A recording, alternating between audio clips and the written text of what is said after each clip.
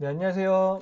우선 계좌 인증부터 하고 영상 시작하도록 하겠습니다. 현재 와이프 계좌에서 8,480만 원, 제 계좌에서 7,400만 원 정도 투자하고 있고요. 현재 계좌 수익률은 다음과 같은데 어플상에서 배당금이 수익이 아닌 투자 금액으로 잡혀 있기 때문에 실제 투자 원금 대비 수익률은 이보다 좀 더 높다고 보시면 됩니다. 저는 와이프 계좌 4개, 제 계좌 4개를 동시에 확인하기 위해 구글 시트를 직접 만들어서 한 번에 관리를 하고 있습니다. 환율이나 주식 가격이 자동으로 불러와지긴 하는데 100% 실시간은 아니기 때문에 조금씩 오차가 있긴 합니다. 대충 제가 이런 식으로 투자하고 있구나 정도만 확인해 주시면 되겠습니다. 총 자산이 갑자기 1억 5천만 원을 돌파했는데요. 최근 목돈이 생겨 전부 투자했기 때문입니다. 관련 영상 오른쪽 위에 띄워드릴 테니 궁금하신 분들은 영상 시청해 주시면 되겠습니다. 여기 표시한 부분이 투자 원금 대비 배당금까지 포함한 실제 수익인데요. 투자 기간이 길지 않다 보니 아직 수익률이 엄청나진 않네요. 언젠가 저도 장기 투자로 인해 점점 높아지는 수익률을 기대해 보겠습니다.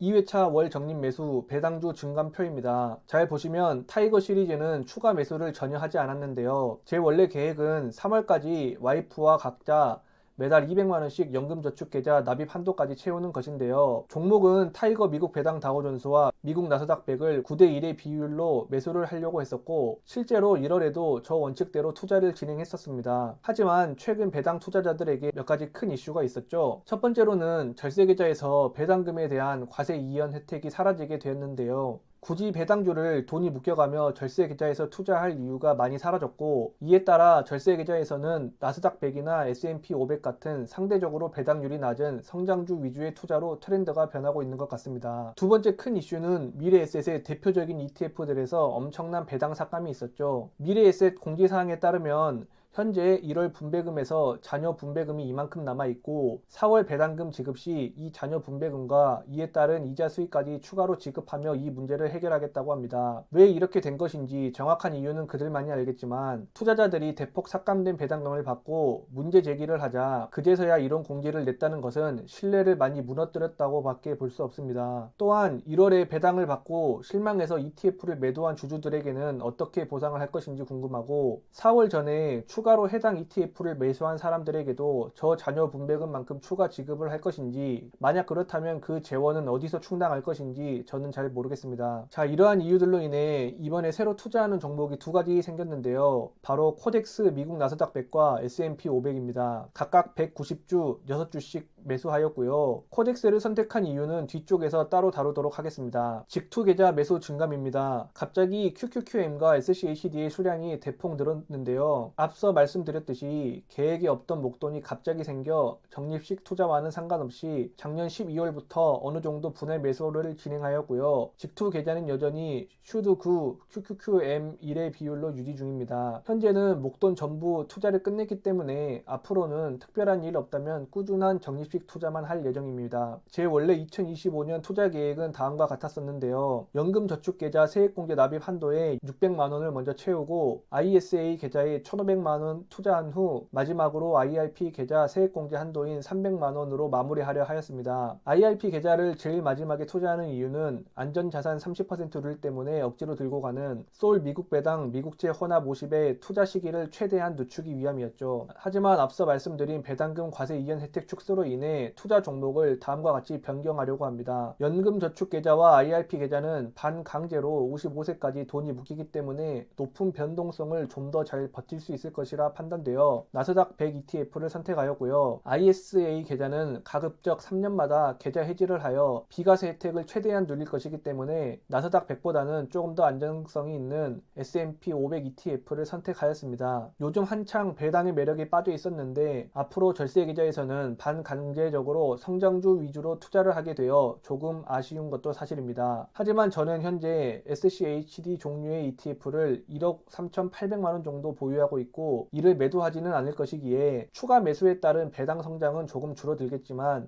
여전히 매력적인 배당과 배당 성장을 얻을 수 있습니다. 나스닥 100과 S&P 500도 매우 적긴 하지만 배당금이 나오는 ETF이기도 하고요. 또한 ISA는 3년 주기로 해지할 때마다 어차피 전부 매도하고 새로 ETF를 매수해야 하기 때문에 그때 가서 3년간의 경험을 바탕으로 배당주의 비중을 다시 좀 더 늘릴 수도 있습니다. 그리고 와이프와 최근 이야기를 해봤는데 월 적립 투자금을 조금 더 늘릴 수도 있을 것 같습니다. 그렇게 된다면 추가적인 해외 직투도 어느 정도 병행할 예정입니다. 이번 절세계좌 배당금 과세 이연 혜택 축소로 인해 미국 배당 다우존스 같은 배당 성장 ETF에서 나스닥 100이나 S&P 500 같은 성장주 ETF로 포트폴리오를 변경하시는 분들이 많이 늘어날 것으로 예측되고 있죠. 실제로 많은 사람들이 갈아타고 있고 저 또한 그중 하나입니다. 자산 운용사들이 이를 놓칠 리가 없죠. 서로 경쟁적으로 총 보수를 낮추고 있습니다. 하지만 제가 총 보수보다 더욱 중요한 것은 기타 비용과 매매 중개 수수료율이 합쳐진 실제 비용을 반드시 비교해 보셔야 한다고 했는데요. 나스닥 100과 S&P 500의 변경된 총 비용을 비교하여